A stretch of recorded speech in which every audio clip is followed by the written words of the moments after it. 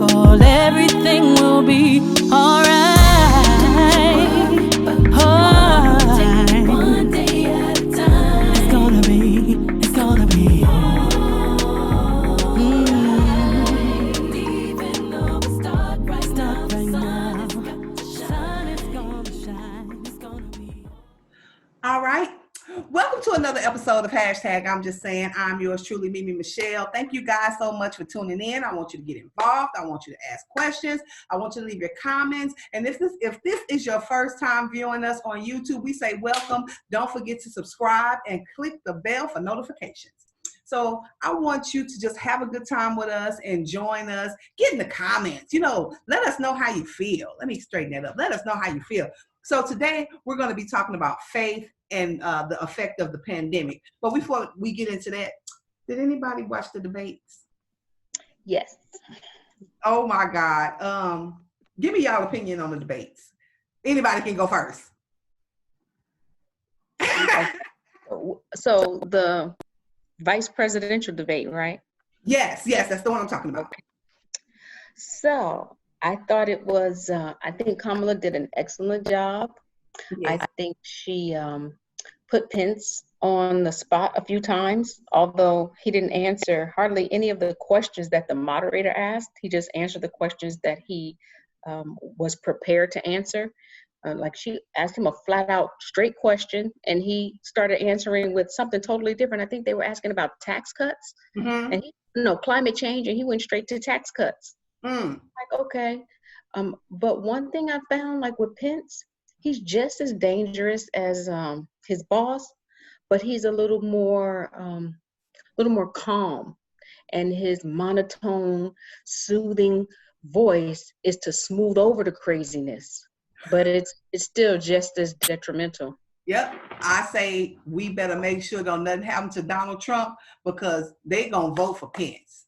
They just gonna vote for Pence, the white woman, because he kind of easy on the eyes, you know what I'm saying? And well, for that vanilla flavor, he's a little easy on the eyes for an older man. But yeah, you see how calm he was. He didn't show his stars and stripes like straight out the gate. So yeah, they will vote for him. So we need to make sure that Donald Trump stay healthy. But he didn't look too healthy during the debates. Latane, you tell me about that.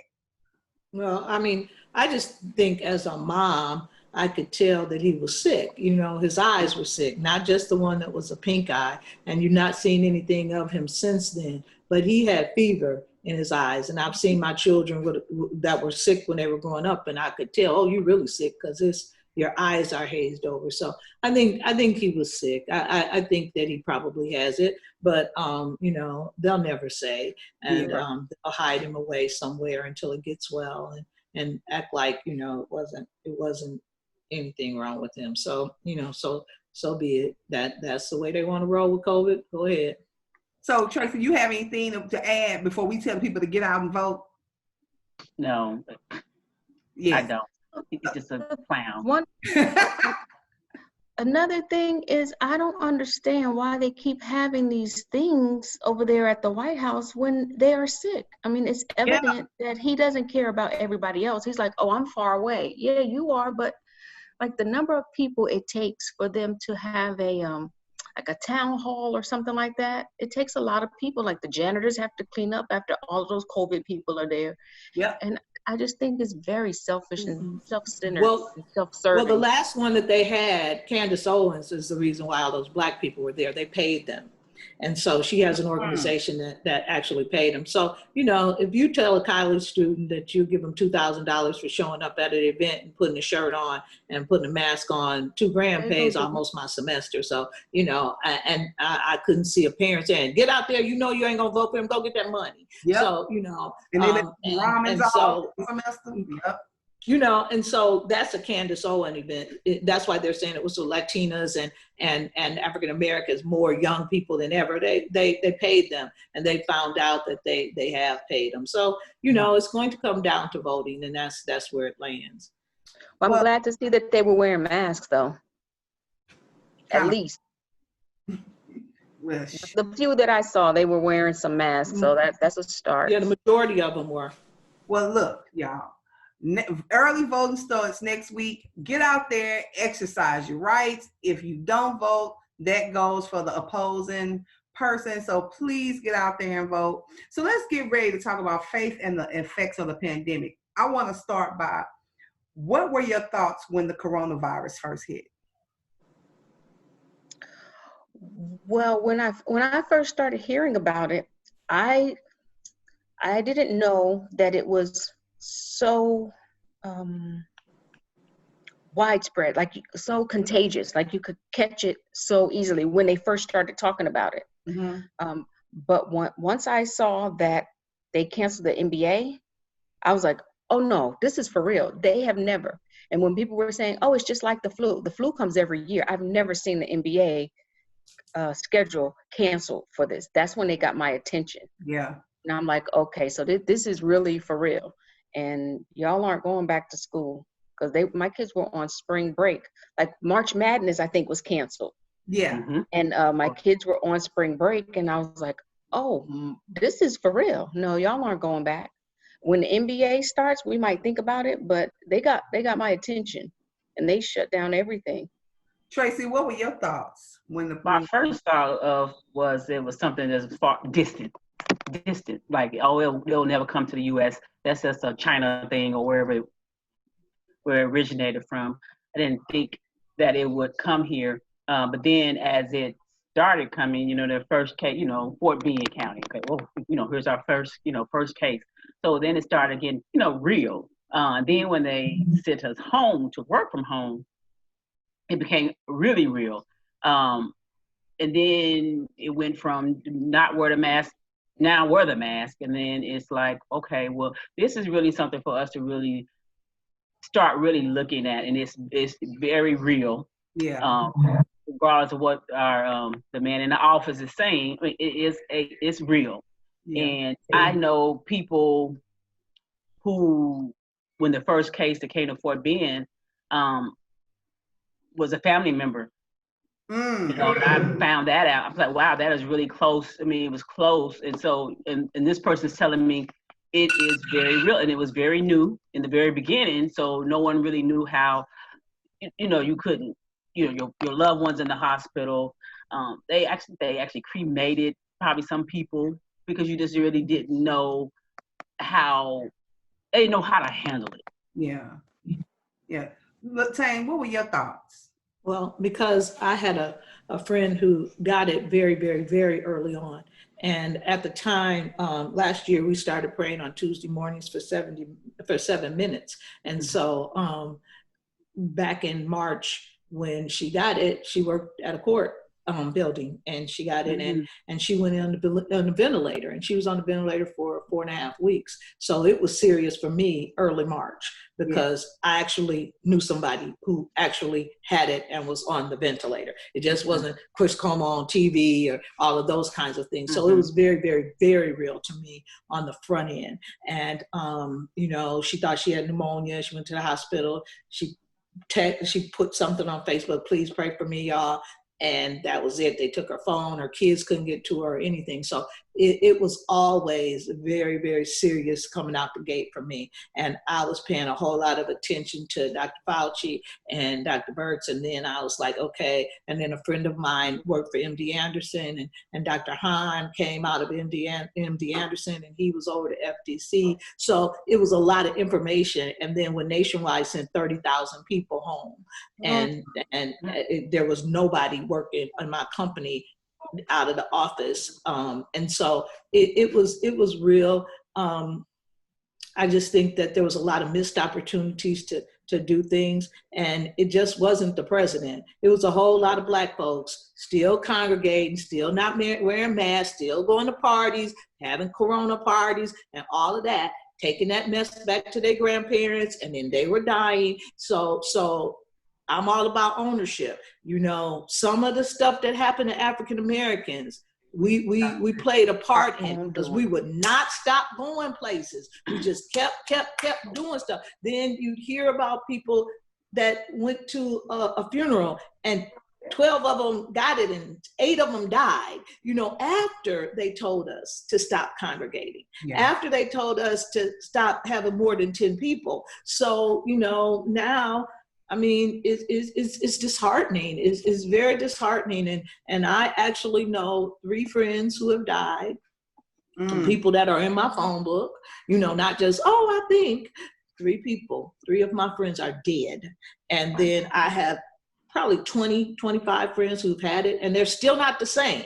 They still got a little something going on. And here's the other piece. That's a pre-existing illness. And that's why you got to vote. Because if they've knocked the ACA down, then guess what? When you go to get your insurance, you now have a pre-existing illness. One of my friends went to get her mammogram, and she had it. When she called in to make it, they said, I see you've had COVID.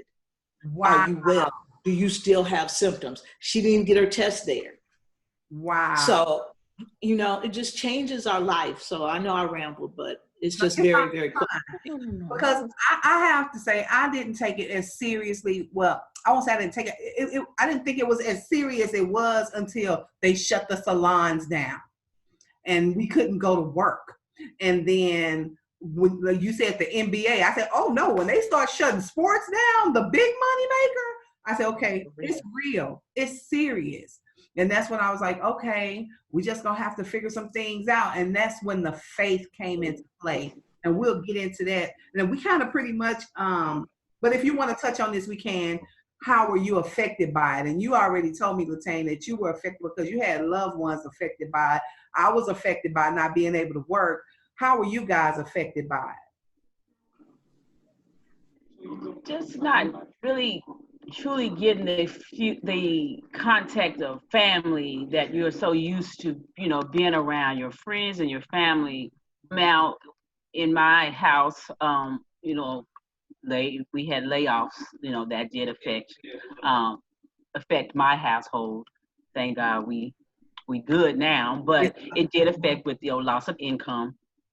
And just not really having the touch and that you want to of your family and go places and things like that. So it's like a down. I mean, I just can't wait till they get this figured out and we can be able to just kind of move on, with our lives. Yes. Right. What about you, Nay? So for me, so the kids are here. They're learning remotely. And I'm not a teacher. I don't pretend to be one on TV or nothing. And sometimes I don't have the patience. Okay. And I definitely don't have the teaching acumen or the wherewithal to be bothered with this stuff that they're learning. And like everything Deuce is learning in social studies, I'm like, that's not right. Well, why are they glossing over that part? Yeah. Well, I mean, it just lets you see what they're really being taught. And so based on what we talk about at home, Deuce was in his class telling them some stuff that I'm telling them about. They're like, oh, okay, well, I didn't know that. They're talking about George Floyd and all that kind of stuff. But we are a social mammal, and we're supposed to be with other people. And I feel like it was affecting me because I wasn't able to unwind. Like sometimes you leave work, you go have a happy hour, or you just meet some friends, or you may stop in Home Goods and just browse around, Marshalls, TJ Maxx, wherever you like to just hang around sometimes. And those things were shut down.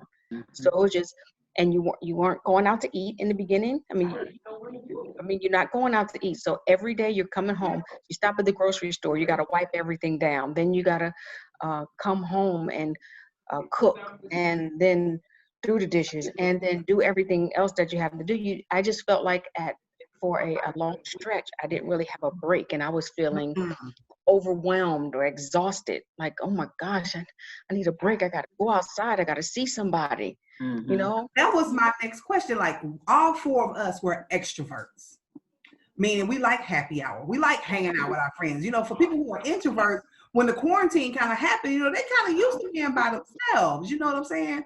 So, and I don't have the COVID. I'm choking off myself. But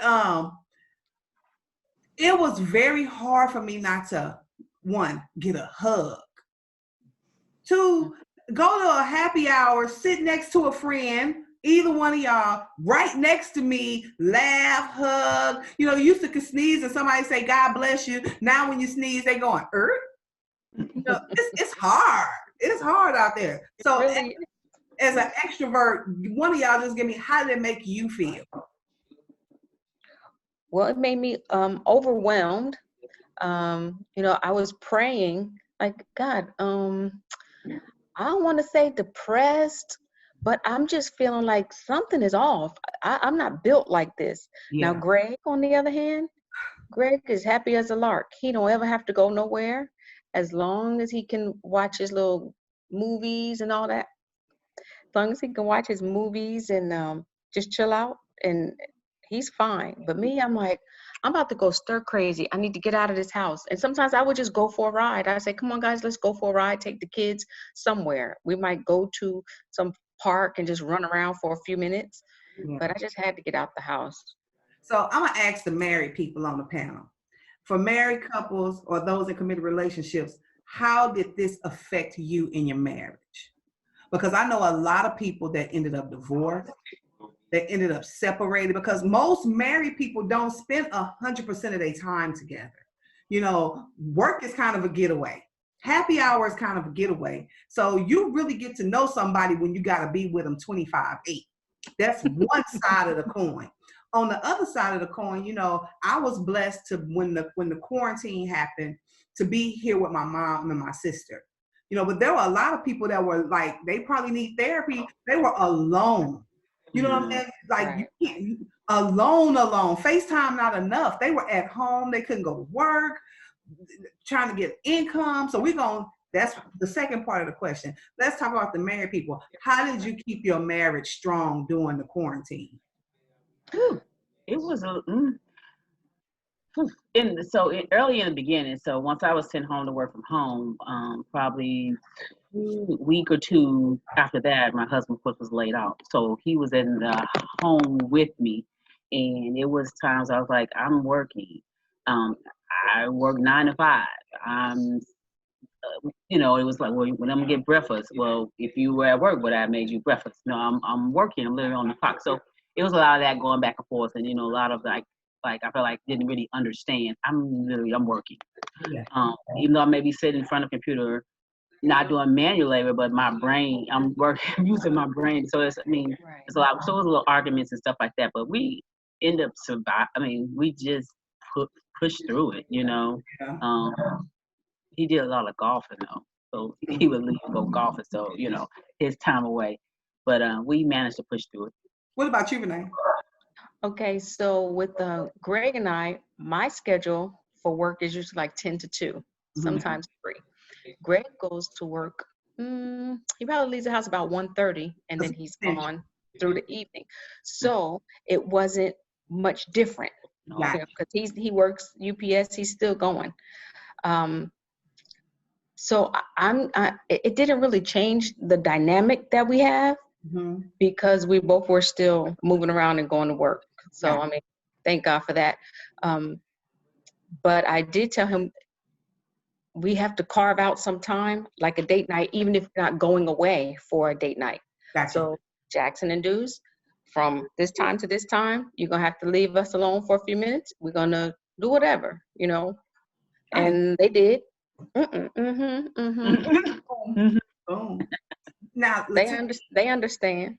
I know you live next door to your mom, but I do know that your mom is up in age. So, You talking about me? Latane, Oh, okay. how did that affect you, knowing that, you know, you didn't really want to go next door and see your mom because you wanted to make sure that she was safe?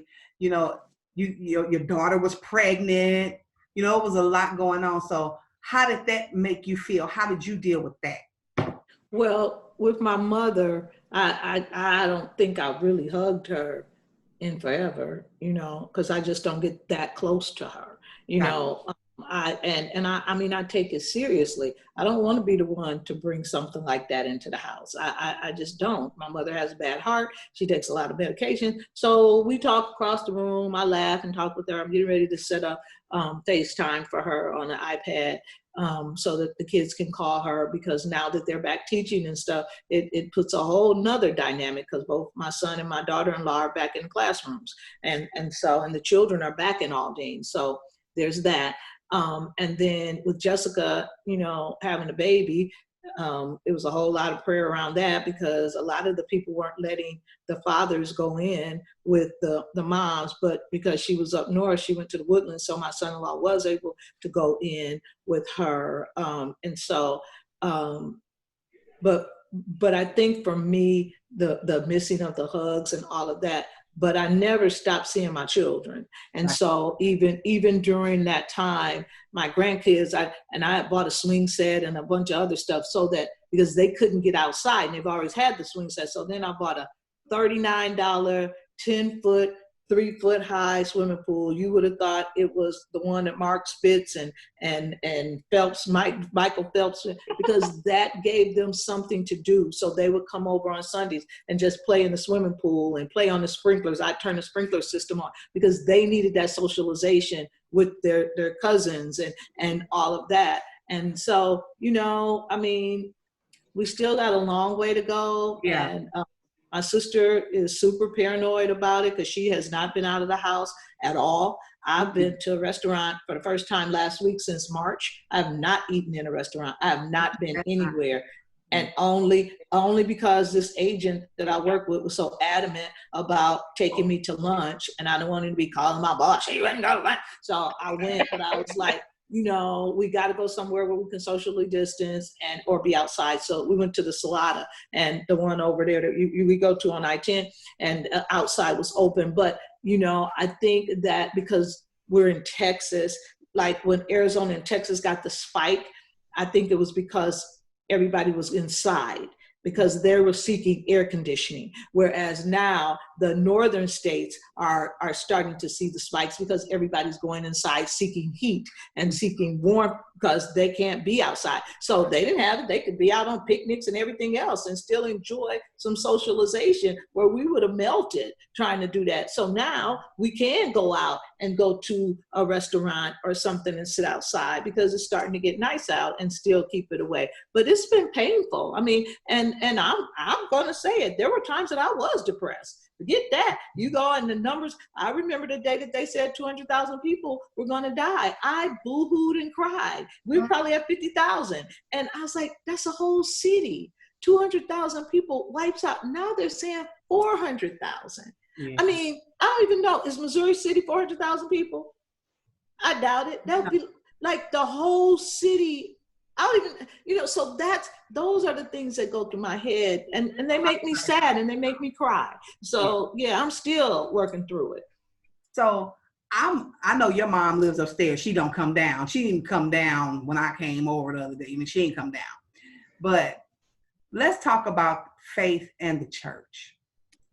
For those of us who are used to going to worship and fellowshipping with other believers, how has this affected? How have you been affected by this, and have you become used to the new normal? So I'm not really used to the new normal. We listen to church on the streaming and Bible study and stuff like that on the streaming. But there's nothing like actually being there. Fellowship. No matter how good the singing is, it's something missing. Yeah. But I'll do it like this if it's going to keep us alive. Yes, Lord. Latane, I know your son is a pastor. So how has this affected you guys?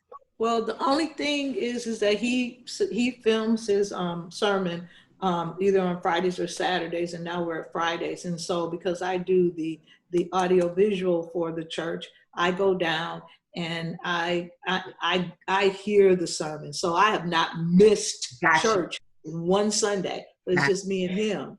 It's just me and him. And so I miss the fellowship. I miss the choirs. But what I've done a lot of is I go back to some old hymns on YouTube, and just to work it out, just to get through it because I missed the praise and worship. I really missed that. I missed the hugs. I missed the prayer at the altar. Not like I can't pray here, but I miss of that stuff. And so now, interestingly enough, views are up, giving is up. Yeah. Giving for our church is up. Seriously. I think people think I better give because I want to go to heaven. But, I think, but giving is up. And most people are saying that about their churches as well. That people thought, the churches don't shut down.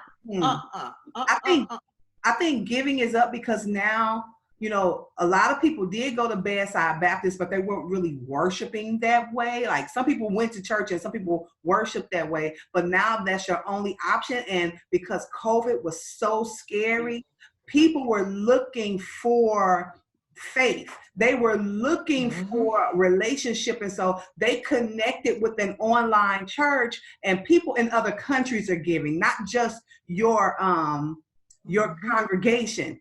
It's people in other cities, people in other states, people in other countries who have joined our churches. Me and Tracy have been privileged enough. We sing on praise team, so we get the opportunity to actually be in the choir stand with like 6 other people 10 feet apart to actually be in worship. Now it's a little different. And there was a time where we even had to stop that. We would go and we would record on Wednesday, and then the people who did prayer and scripture record on another day, and our pastor recorded on another day, and then they would put it together and post it on Sunday. And it really looked like, but you could tell the feeling kind of wasn't there sometimes. But my opinion, I think God is fixing the church. He's fixing the world. Because I think sometimes we get so caught up, and you guys can step in, and then if we have to do a part 2, we will. There was a lot of going to church ritualistic. You go and you waving your hands. It was orchestrated praise. You went it became routine. Now your heart really wants to be there because it's the same God before the pandemic. God is still the same today as he was yesterday, before we took air for granted, before we took hugs for granted, before we took family for granted, before we took friendships for granted. He's still the same God. So I want to skip down to my last question. We always talk about the horrible things about the coronavirus. Name something positive that came out of the pandemic that for you. I would say spending more time with the family in the house and being creative. Yeah. Jackson decided, Mommy, I need a sewing machine. I want to make some masks. I want to start my own business making masks. I mean, it just made you get creative. And Jackson also said, Mommy, we were always ripping and running, going to karate, going to Girl Scout and Boy Scout. It's so nice that we can just sit down and watch a movie and not feel like, we're someplace else to go.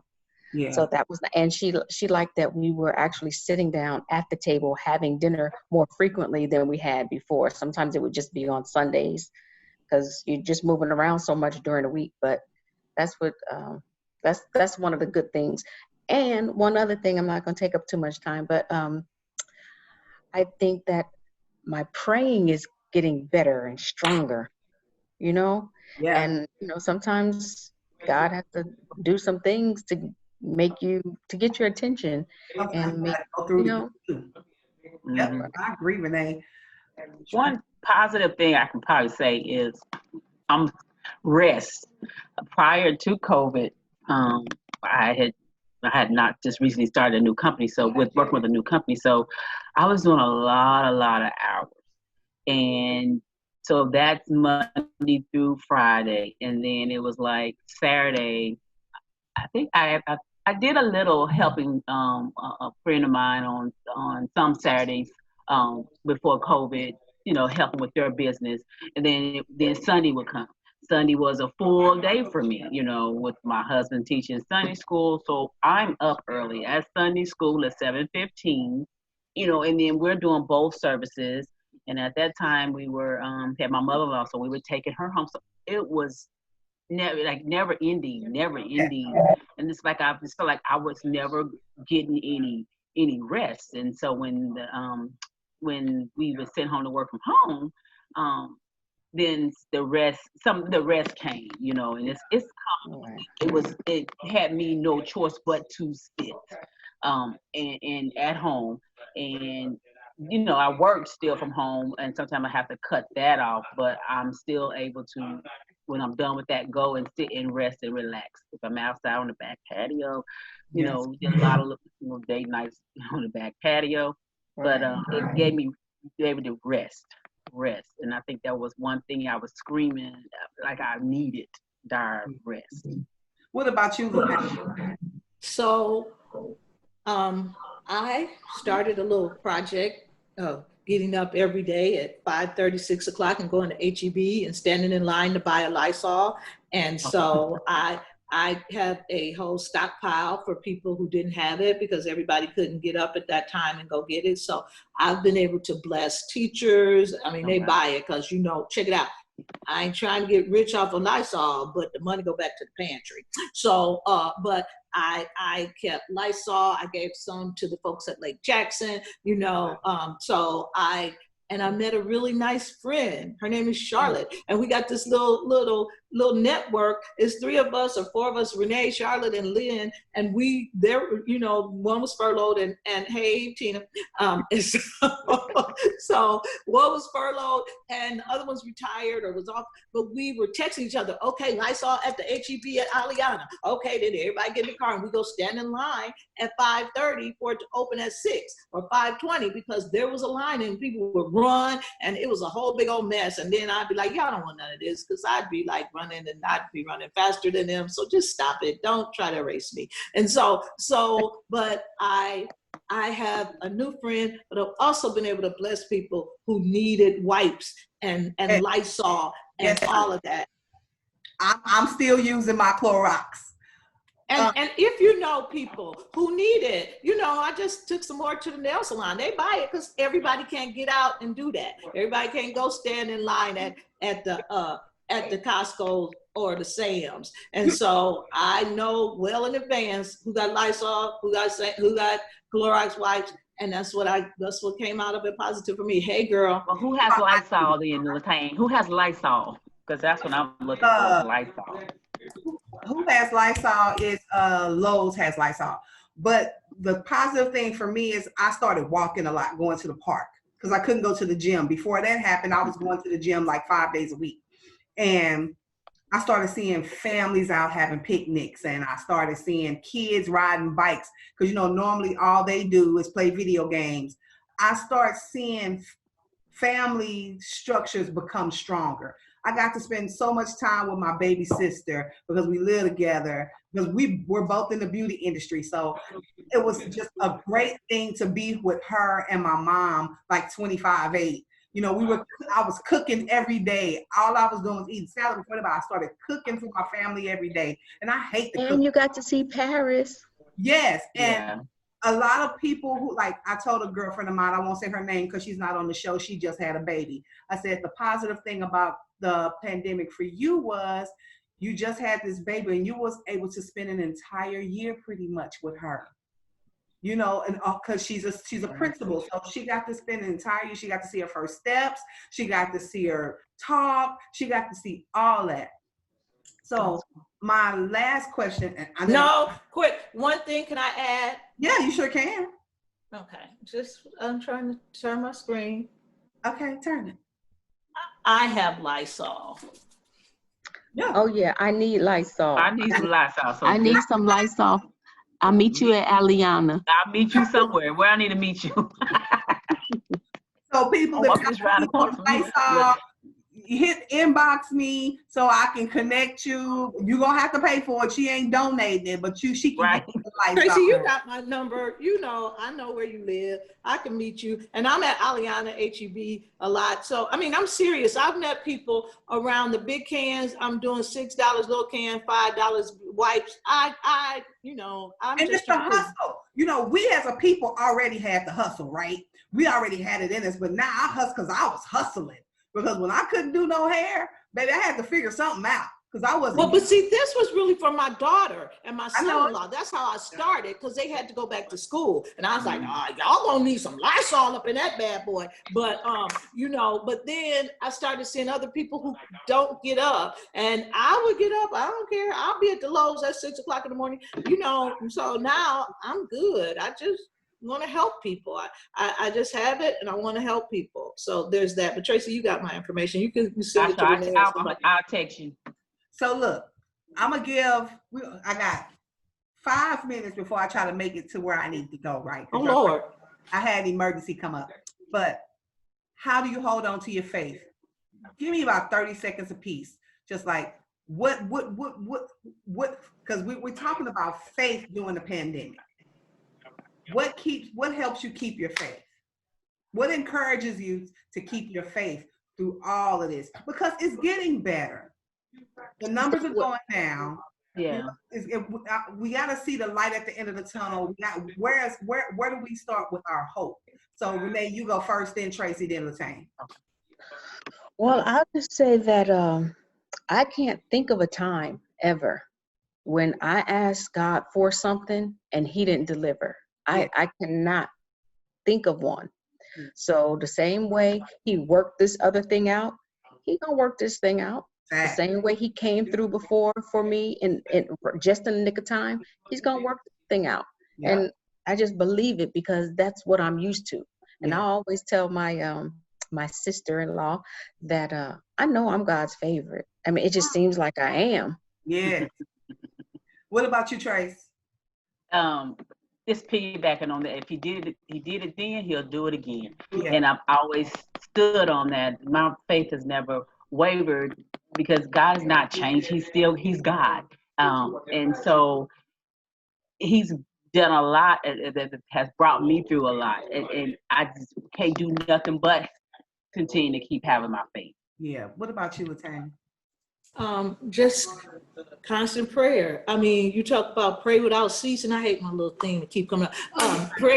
Praying without ceasing and trusting him and fasting and calling on his name. And I promise you, an old hymn or a song will get you through in the middle of it. I've been going back to some, no matter what the day has been to you, keep trusting God. And he's already done what he said he will do. Just give thanks, anything. Just going back. I don't need and I like those, smile. That's nice. But when I need to throw my head back, I need a just Jesus. Yes, you know, right. I need something like that to help me get through these times, because he's never failed us. And this is not the day he starts, but he expects us to be good stewards of the information that he has given us, i.e. wear your doggone mask and wash your hands and don't crowd up on people. Yeah.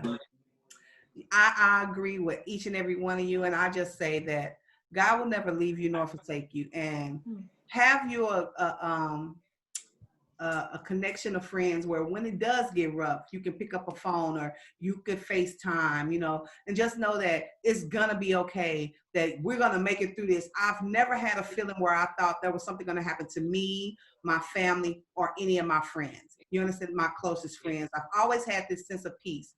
And I know that God is real. And I'm gonna tell you how I know he's real, and I'm gonna let you guys go. So Tracy comes to get her hair done on Friday. I go get gas. My car locks itself. My phone is in the car. My purse is in the car. My keys are in the car. So I had a friend at the salon. I walk back over to the salon. He walks back with me. He's looking at the car. I'm looking at the car. And I'm like, what do I do? And the car next to me said, are your keys locked in the car? I say, yes. Well, I used to be a locksmith. Give me a minute. He's the same. That's favor. That's grace. And he's covering us each and every day. And we just have to hold on to that. That sometimes things may get rough and they may seem hard. We may feel lonely and we may want to hug. But that's when we get on our knees and pray. That's when we say, okay, God, I need you. And if you need therapy, call you a therapist. You know, we might need some counseling after this. You know, it's just, Will. It's a lot. This is a whole lot, but we'll make it through this. Thank you guys so much. Even though it wasn't live on YouTube, we're going to get it right the next time. And then when all this is over, we need to have a live show together where we just do hot topics. Let's do it after the election. Y'all down to talk about this? Down. I'm down. Wow. Okay. So tune in next week. Oh, Lord, I've decided to compete. I got to get my diet together. I got to get my workout together. You know, I just been attacked. I didn't even make it to the gym any last week because a lot was going on. But I'm going to let y'all go through the whole journey with me. So I'm going to I'm going to Goat Mountain, the greatest of all times, as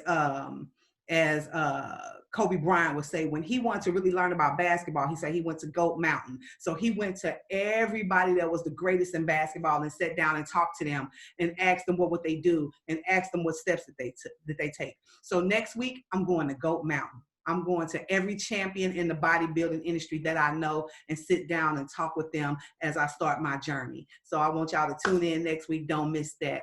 Remember to laugh, remember to love, remember to be the light, and always bear good fruit. Thank you, YouTube. Welcome to our world. This is hashtag I'm Just Saying. I love you guys. Bye. You've been watching hashtag, what is it? I'm just saying. I'm just saying.